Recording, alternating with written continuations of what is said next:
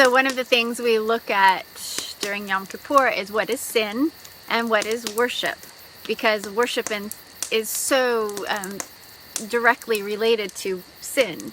So first off, sin, in 1 John, it tells us what sin is. Sin is the transgression of the law. What law? It's Yahweh's royal law, his Melchizedek law, that always has been and always will be, the everlasting law.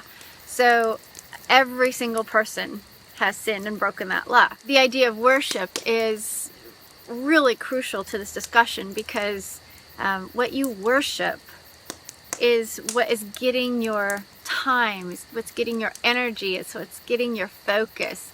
So John Eldredge, who knows the heart extremely well, John Eldredge says that worship is what you give your heart over to in trade for life.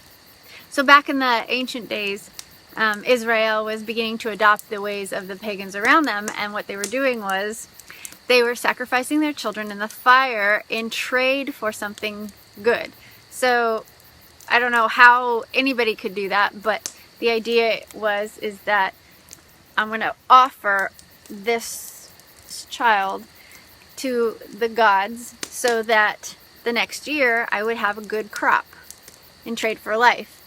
It's crazy, but that's what was going on, and Yehovah hated that practice. You don't do that. That's just goes against everything he is about, why he created things and what he expects from us. So the topic of what do you worship is really important on this day, because what you celebrate, how you celebrate, you are celebrating to, worshiping to, sacrificing to the God of that thing, God of that holy day, God of that holiday. So when you go down and cut a tree and put it in your house and put balls on it, put presents under it, you are sacrificing time, energy, money, the whole thing. You're sacrificing to the God of that holiday, God of Christmas, which is not Yehovah. But when you celebrate Yom Kippur or Feast of Trumpets and all of his Yehovah's holidays, you're celebrating and you're sacrificing to him. Worship is not a song service at church for an hour of praise music. Worship is, what do I do with my life all day long, all year long? Who's getting my focus? Where am I putting my energy, my time, my money, everything that's important to me? Where am I putting it? Whose feet am I putting it at? Am I putting it at Yehovah's feet, or am I putting it at a pagan god's feet, or a man's feet, or my own feet?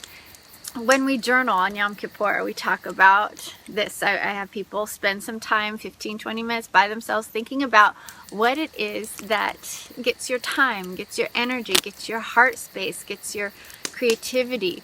And then when you look at that list, then you'll be either shocked, or you'll have some things to think about and some things to repent of as the day progresses.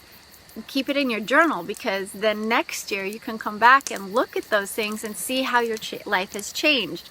Because in the whole scope of this whole thing, they say Yehovah promises change in our life, and you should be able to see change. You should be able to see sin obliterated. You should be able to see yourself walking in righteousness and in holiness. You should be able to see yourself coming in line with his law and not breaking it.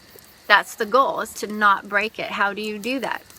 Well, you do that with the indwelling of the Ruach HaKodesh in the new heart, which is part of the provision. It's a tricky thing, because not everything that gets our time and energy, money, is necessarily a bad thing. You know, just because we like devices doesn't mean the device itself is bad, or that what we do on the computer or online or Facebook or social media or what gets our time and our attention doesn't mean that it's inherently bad.